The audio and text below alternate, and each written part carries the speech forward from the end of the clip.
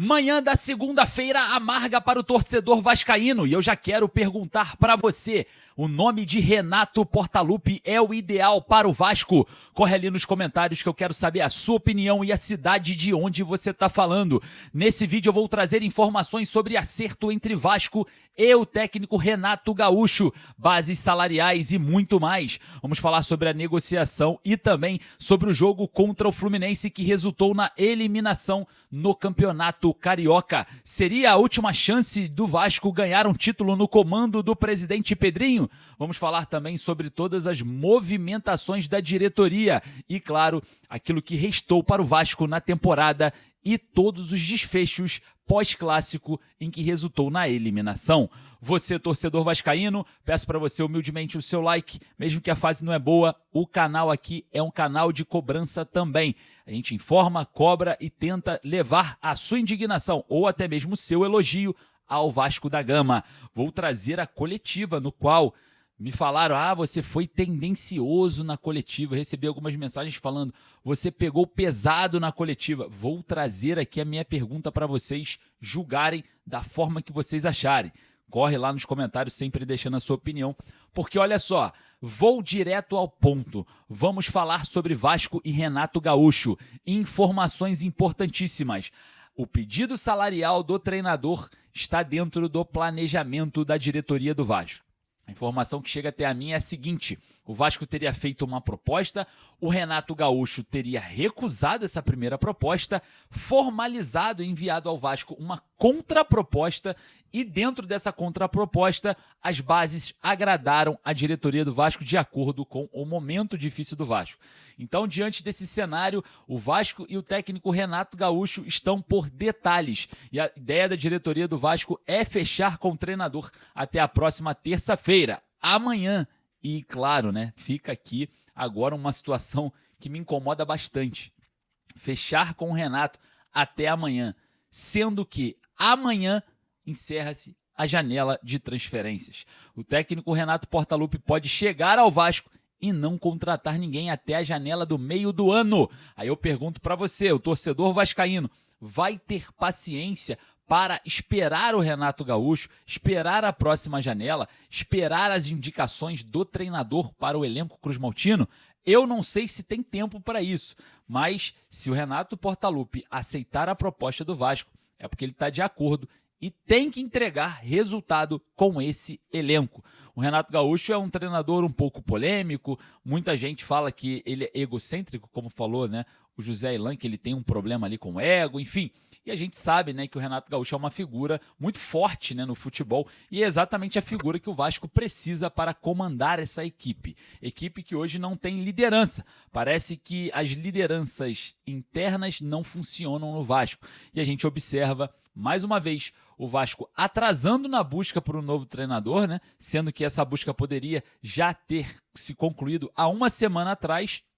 Até porque quando você tem um planejamento de demitir o seu treinador, outro já tem que estar no gatilho, outro já tem que estar startado, exatamente para não perder tempo e aproveitar também a janela de transferências para mudanças que forem necessárias. O Vasco rodou, começou no Renato Gaúcho, foi na Europa, rodou, voltou, passou na Argentina, rodou e voltou em Renato Gaúcho, na estaca zero, literalmente só perdendo tempo. E nesse momento o Vasco vai buscar esse treinador e deve anunciar a contratação do mesmo no dia do fechamento da janela de transferências. É uma perda de tempo muito grande que pode culminar com uma sequência até junho bem desesperadora para o torcedor vascaíno. Agora vai ter que saber se realmente o técnico Renato Gaúcho vai fazer um bom trabalho com aquilo que foi definido pelo técnico Fernando Diniz no Vasco, Muitos jogadores pedidos do técnico Fernando Diniz ali estão. E você, qual é a sua opinião sobre esse assunto? Eu quero saber lá nos comentários, porque olha só, vamos trazer aqui para vocês o seguinte. Ontem, eu chegando na coletiva de imprensa, o clima não estava realmente muito bom, A gente estava vendo ali algumas questões, dá para ouvir alguma coisa assim do vestiário um pouco longe, mas dá, porque o acesso do vestiário para a sala de coletiva muito próxima, e as informações chegaram até a gente que o clima ficou um pouco pesado, né, no vestiário do Vasco ontem, né? Até nossos amigos do podcast e o Amadeu trouxeram essas informações ainda na noite do último domingo, e a gente observando o cenário, eu estava lá, realmente aconteceram algumas coisas. Na saída do Maracanã também muita confusão, tá? Dava para escutar muitos tiros de borracha, bombas de efeito moral na parte externa do Maracanã. Ao chegar ali na porta ali de saída, deu para ver uma movimentação de polícia ali próxima do metrô, né, do trem, da estação, e a coisa não ficou boa, tá? A situação de conflito se estendeu e a gente teve ali pelo menos ali uns 15 minutos de muito barulho, né? De bombas, tiros de bala de borracha, enfim. A informação que eu tenho é que não teve nenhum ferido grave, nenhuma entrada no hospital até agora. Então, que as pessoas que estavam no jogo entre Fluminense e Vasco possam ter chegado em casa com segurança. Observando esse cenário, o que não chegou em segurança ontem, né, na verdade, foi a classificação do Vasco, que foi perdida em um pênalti batido pelo Brenner, né? E mais uma vez o jogador sendo alvo da torcida do Vasco. Agora dificilmente o jogador vai recuperar essa moral, né, com a torcida, porque já tem tempo que o torcedor vem pegando no pé do Brenner. E ontem, por ter um time dentro de campo sem nenhuma liderança, ele pegou a bola, bateu o pênalti e acabou perdendo. Poderia ser a classificação do Vasco para a final do Carioca. Final essa que, na minha opinião, até quero saber até a sua, era a última chance do presidente Pedrinho comemorar um título no seu triênio com a camisa do Vasco, né? Sem contar que também poderia ser algo positivo para o Vasco pelo menos vencer o jogo, porque em clássicos é desastrosa, né, a gestão Pedrinho, principalmente em jogos contra o Flamengo. É muito ruim aí o retrospecto, nunca venceu o Flamengo a gestão Pedrinho, então acaba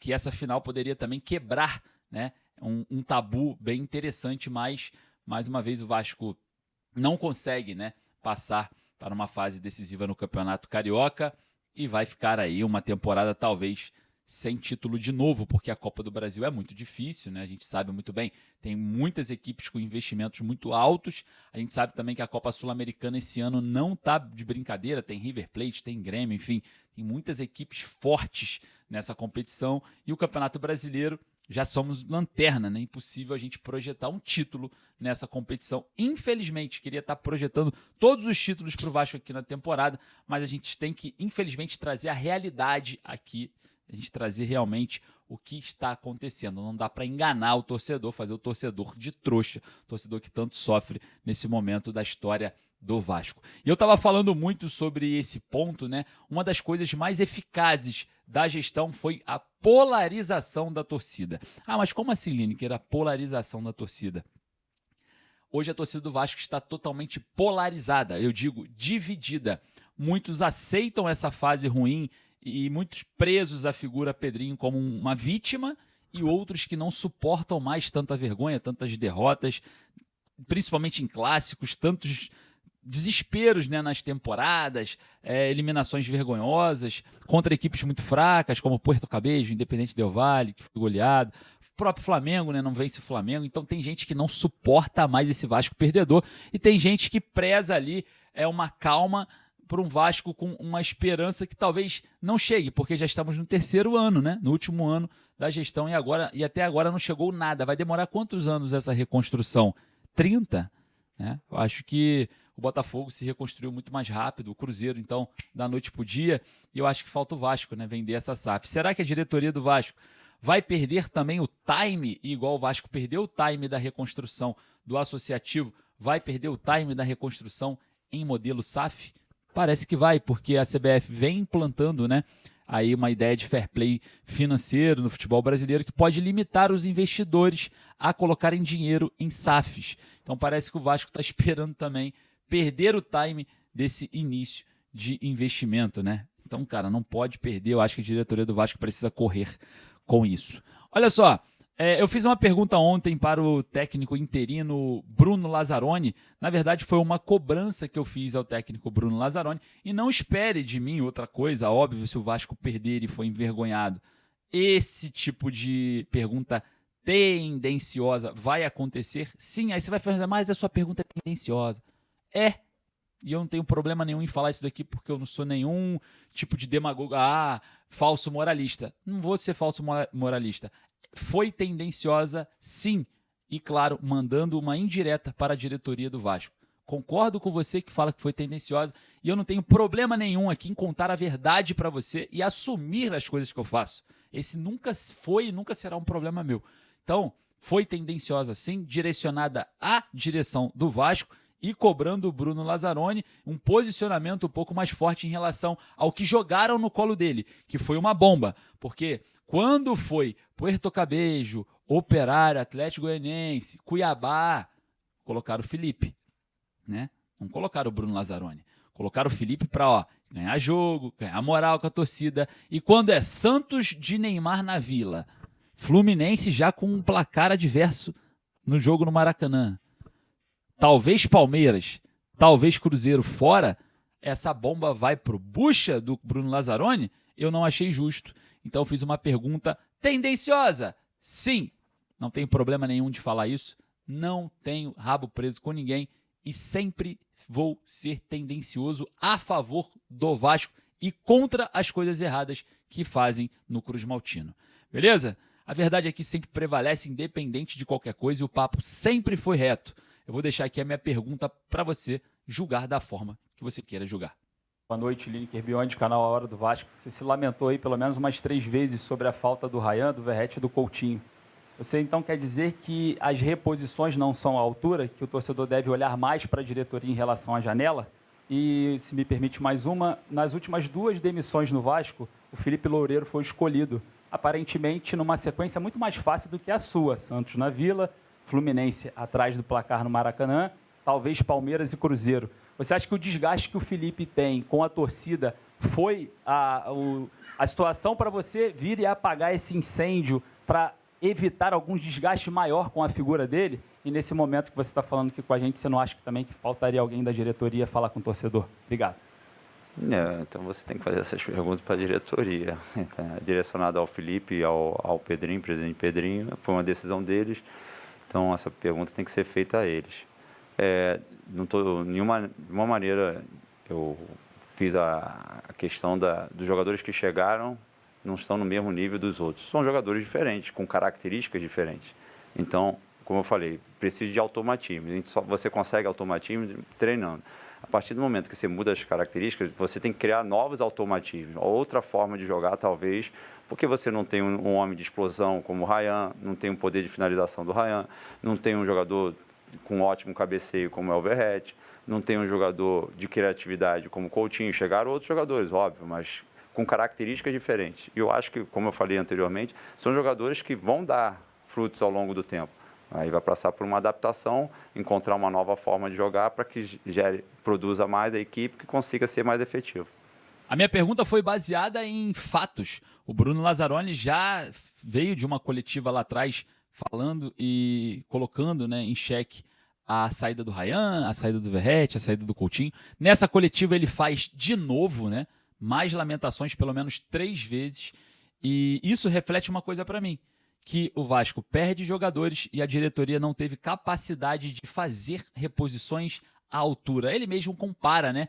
O Spinelli é diferente do Verratti, são jogadores de características diferentes, então a diretoria não teve a leitura de entender a diferença entre os jogadores. É isso, ficou muito aberto. Eu acho que o Bruno Lazzaroni fez uma crítica meio que oculta ali, que eu consegui entender, porque eu estava muito assíduo nessa ideia, né, de questionar o porquê que o Vasco perde líderes dentro de campo e não repõe, né? E a gente vai assim até junho, né? O Vasco é uma equipe completamente sem liderança, né? Não tem aquele cara que veste a camisa e o torcedor olha e fala assim, resolve o jogo aí, você que resolve, você ganha para isso, você é o cara, bota a bola embaixo do braço. Não tem esse jogador no Vasco, né? São muitos operários, né, liderados pelo grande operário Andrés Gomes, que tenta de tudo quanto é jeito, mas é um time de operários, não tem líder. E nesse momento de pênalti, perdido ali do Brenner, é porque não tem um líder para falar, dá licença, Brenner, quem manda aqui sou eu vou bater e vou garantir a classificação.